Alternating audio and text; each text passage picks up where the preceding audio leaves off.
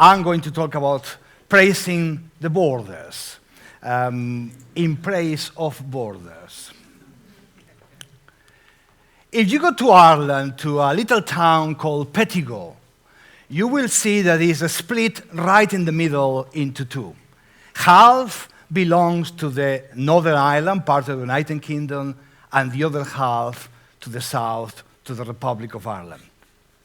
Many towns and many places in the world have been created and grown and killed themselves around borders, around boundaries, but I think that Ireland would be the country where you could have the best anthropology of the borders.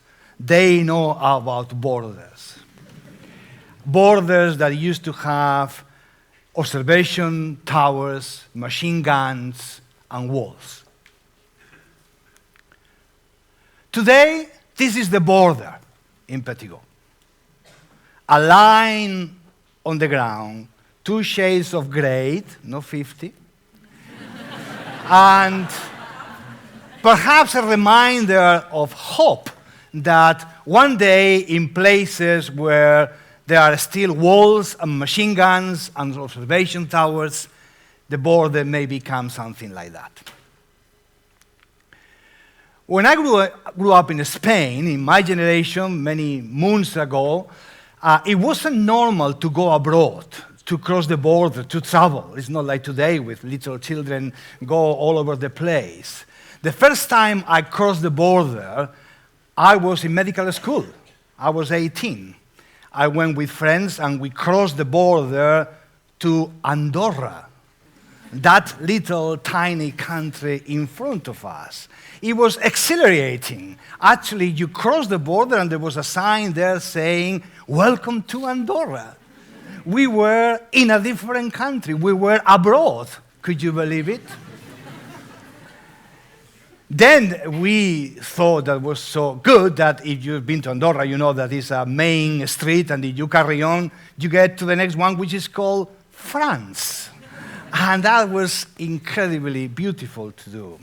That was many years ago. Last year, things have changed quite a little bit for me since then. Last year, I took 45 planes around the world. And I tell you, it's completely anticlimax compared with crossing the border with Andorra when I was 18.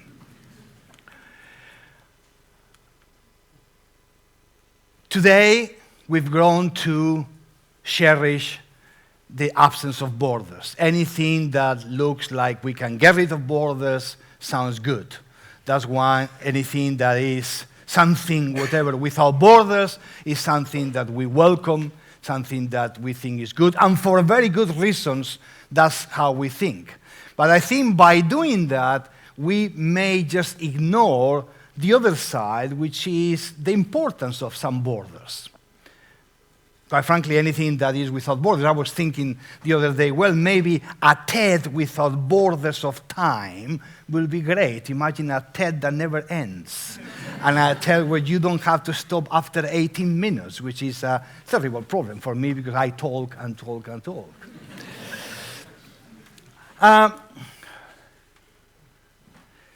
Something happened at some point and was quite a while after I crossed the border with Andorra, was the mother of all borders revolution, the digital revolution.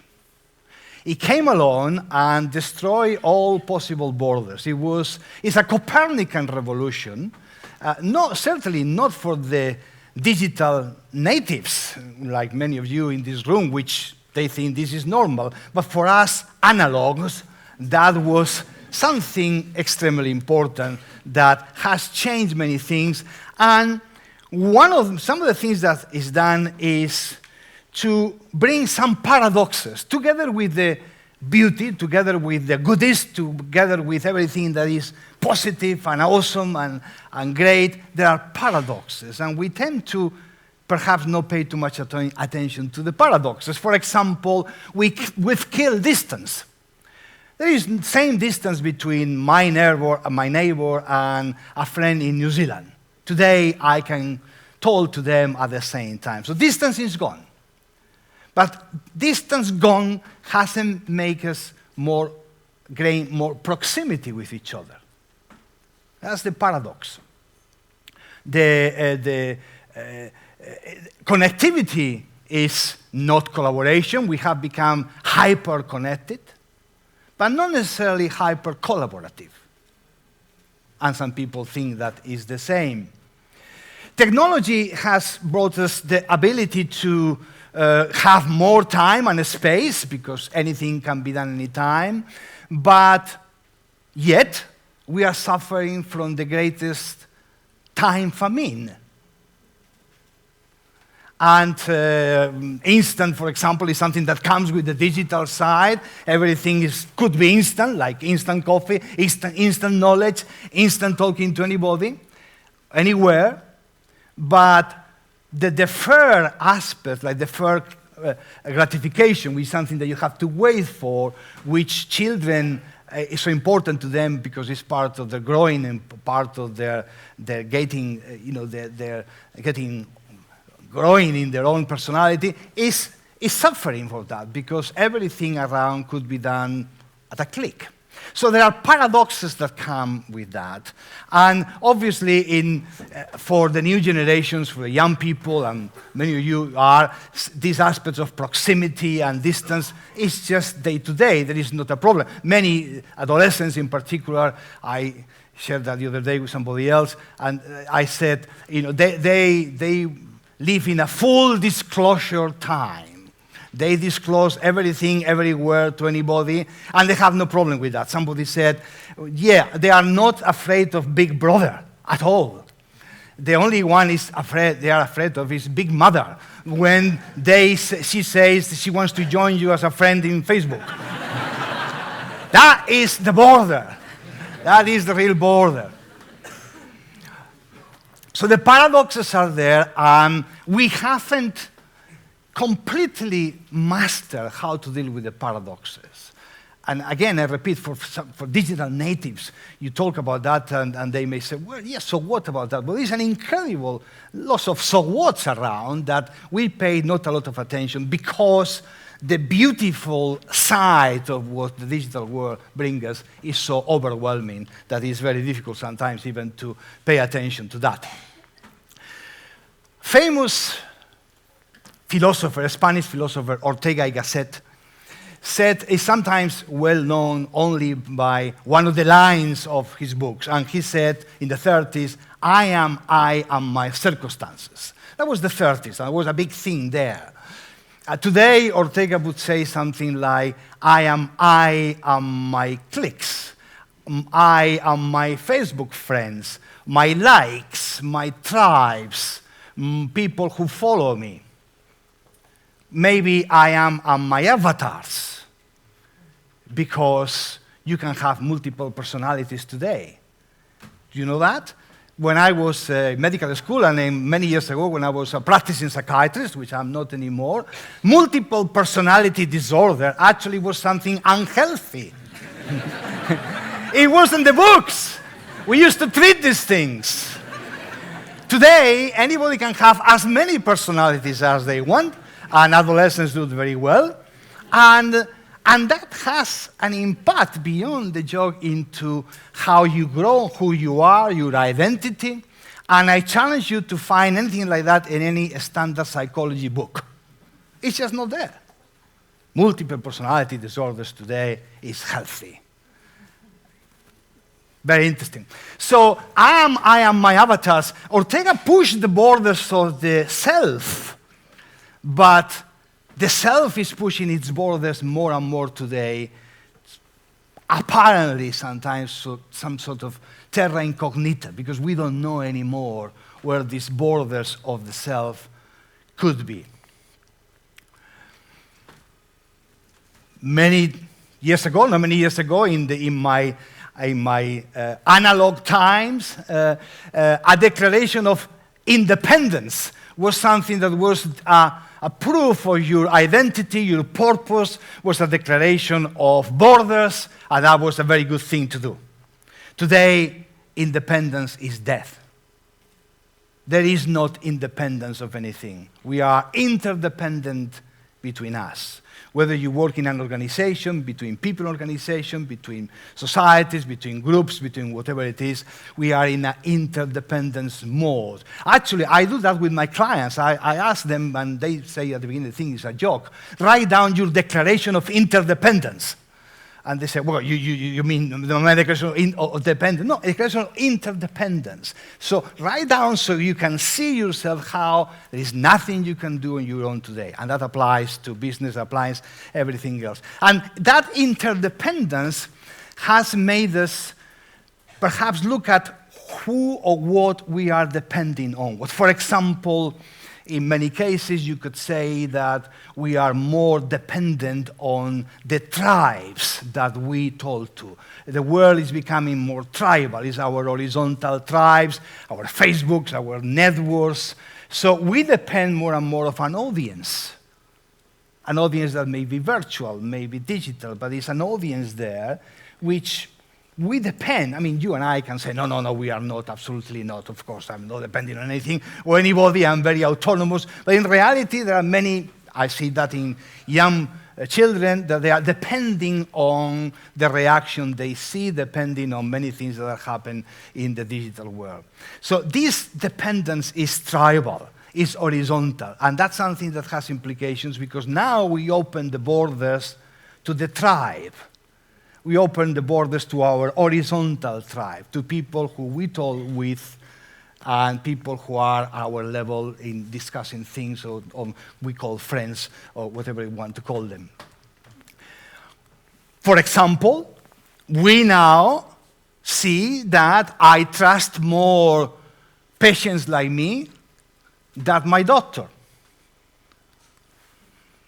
Portals like that have been growing for a long time, but now it's like that. You know, people go to look at somebody like me who is suffering something or has similar symptoms, and that's my first port of knowledge. So all the traditional analog world that was so good at creating top-down authority, you know, the authority of the doctor, here is where things stand, is gone now. It's become horizontal, it's become tribal, and patients like me, actually, I trust more them than what the doctor has to say. Within the organization, it's similar. For those of you who may be familiar with the Edelman Trust Barometer, they are saying that every single year for many years, we trust more inside the organization what they call people like me, peers, than the CEO, than the hierarchical authority. The numbers are very consistent all the time. Between 30 and 40% the CEO, between 60 and 70% people like me. My tribes, my horizontal tribes, my mates. I trust more that side of the world than the traditional top-down system. So, the tribe is horizontal. I open to my tribes. I disclose myself, maybe. Certainly, many young people are doing that. Truth becomes a web of beliefs in the tribe. After all my Facebook monkeys can be wrong.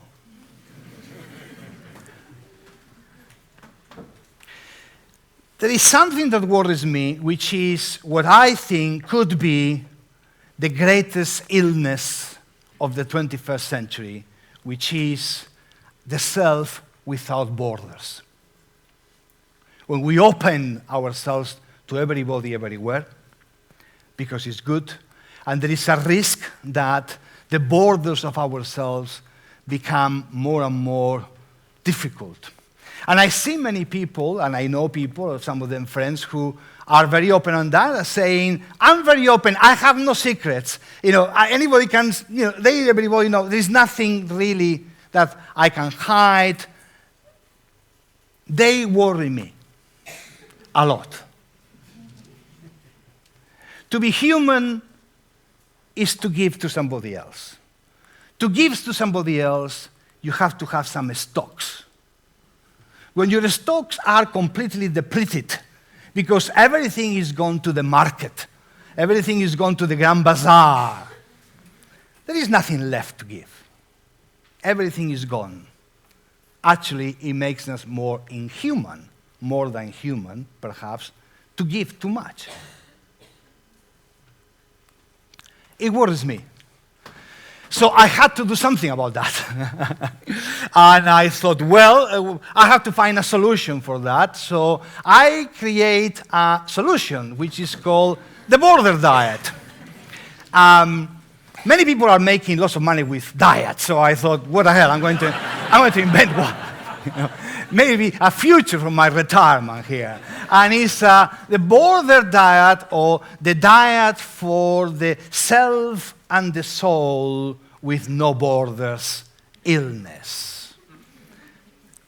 I'm still working on the branding on this.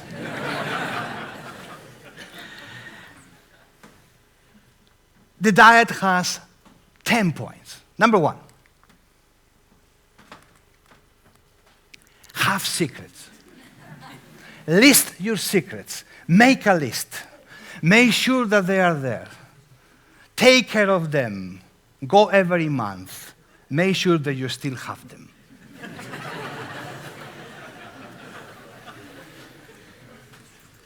Number 2, take social media sabbaticals. Make yourself undiscoverable. Not unavailable. Remember, unavailable is the analog term. Undiscoverable, like you were a big switch off Bluetooth. Undiscoverable. Number 3, forget Pilates classes. Take Pascal classes. Pascal, the philosopher, said most of the problems of humankind comes from inability of man to sit alone in a room. Inability to sit with yourself in a room. Pascal classes. Number 4, have an inventory of your assets, like time, ideas, care. Make sure that the stocks are there. Keep the stocks high. Give little. Only when you start knowing what to do, give a little bit more if you want, but don't give everything. Make sure that your stock is always high. Number 5, practice silence. Go around in your car with no radio on. Take your earphones off. It works. I promise you will not die. The sky will not fall. There is life without the earphones and the radio on. But it's a bit of Pascal thing, isn't it? You have to be with yourself, which, okay, you need to learn how to do it. Number 6, practice stillness.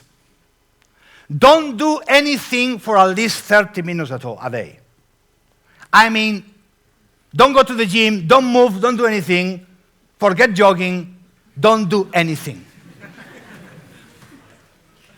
And you not notice that I haven't said meditation. Meditation is doing something.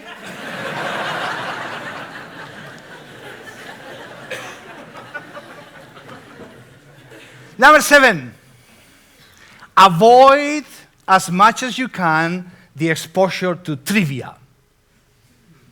Mental pollution is the real pollution.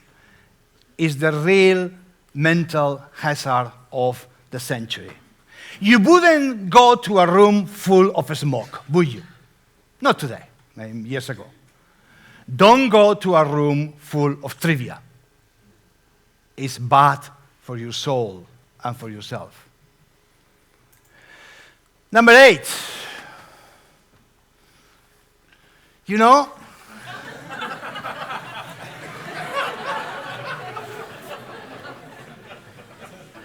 forget openness and transparency and telling the world what the problem is with your cat or your dog or anything like that. The world does not care. contrary to popular belief, and contrary to the hundreds of trivia tweets that you can get about it. Your ego may feel a bit better for a while, but number 9, be mindful of your borders. Reconcile with your borders. It's okay to have borders. Protect them, nurture them. Make sure you know where they are. Make sure you know what is sacred and secret and what is for disclosure. If you kill the sacred secret, you kill everything that is left for you. Then you are inhuman, because you wouldn't be able to give anything, because there is nothing left in the stock. It's all there, over there. Number 10, most important one.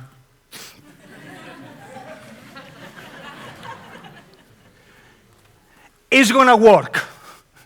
Believe me, it works. I seriously recommend that, because I really want you to remember that you are you and your borders.